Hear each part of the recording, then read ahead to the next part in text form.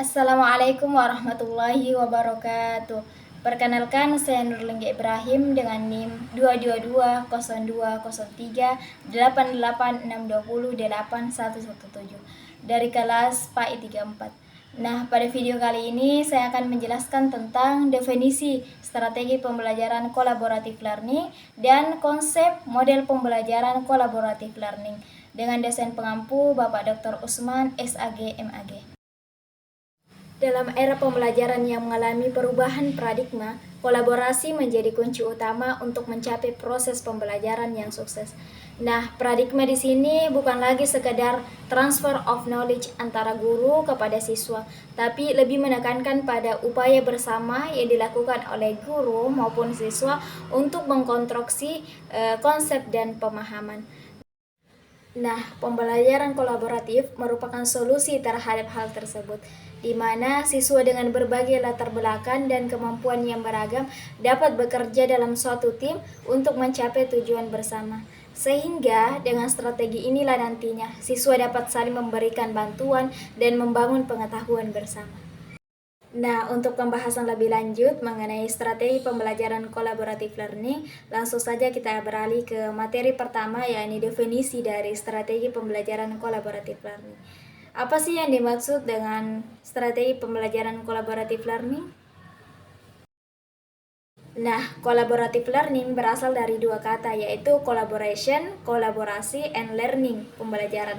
Nah, kolaborasi merupakan filosofi interaksi dan gaya hidup seseorang, di mana individu merespon aksi yang terjadi selama proses pembelajaran dan peduli terhadap kontribusi dari anggota lainnya.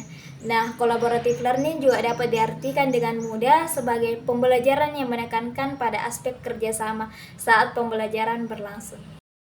Adapun beberapa pendapat para ahli mengenai definisi dari kolaboratif learning. Di antaranya yang pertama adalah pendapat dari Goghel. Nah, Goghel ini mendefinisikan bahwa kolaboratif learning mengacu pada metode pengajaran di mana siswa dalam satu kelompok yang bervariasi tingkat kecakapannya bekerja sama dalam satu tim untuk mencapai keberhasilan bersama.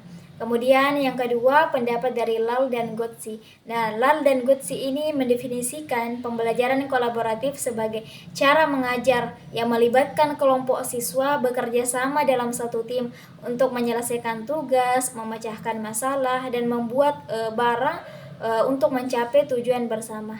Nah, dari kedua definisi ini dapat kita simpulkan bahwa belajar kolaboratif adalah strategi pembelajaran di mana siswa dengan tingkat keterampilan yang berbeda-beda kemudian digabungkan dalam satu tim bekerja sama untuk mencapai satu tujuan bersama.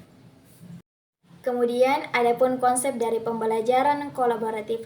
Nah, pembelajaran kolaboratif ini adalah suatu filsafat personal, bukan sekadar teknik pembelajaran di kelas.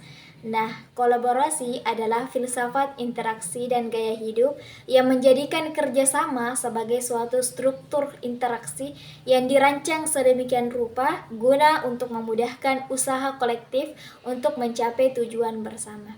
Nah, pembelajaran kolaboratif ini memudahkan para siswa belajar dan bekerja sama, saling menyumbangkan pemikiran, saling bergabung dan memecahkan masalah dan bertanggung jawab terhadap pencapaian hasil belajar secara kelompok. Makanya dikatakan bahwa keberhasilan strategi pembelajaran kolaboratif ini dilihat dari keberhasilan individu untuk menyumbangkan dan mengembangkan pikirannya dalam satu kelompok. Begitupun sebaliknya. Nah, kerja kolaborasi ini adalah suatu proses kerjasama yang dilakukan oleh individu, baik antar individu maupun antar kelompok, yang penuh perhatian dan penghargaan terhadap sesama anggota untuk mencapai tujuan bersama.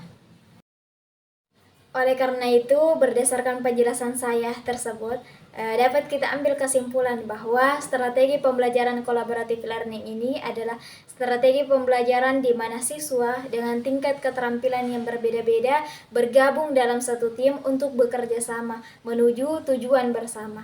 Sehingga dapat kita pahami bahwa fokus dalam pembelajaran kolaboratif learning ini adalah bagaimana cara kita mendorong kerjasama, interaksi, dan pertukaran informasi di antara siswa dalam aktivitas belajar kelompok dalam proses pembelajaran. Mungkin itu saja yang sempat saya sampaikan pada video kali ini. Lebih dan kurangnya mohon dimaafkan. Wassalamualaikum warahmatullahi wabarakatuh.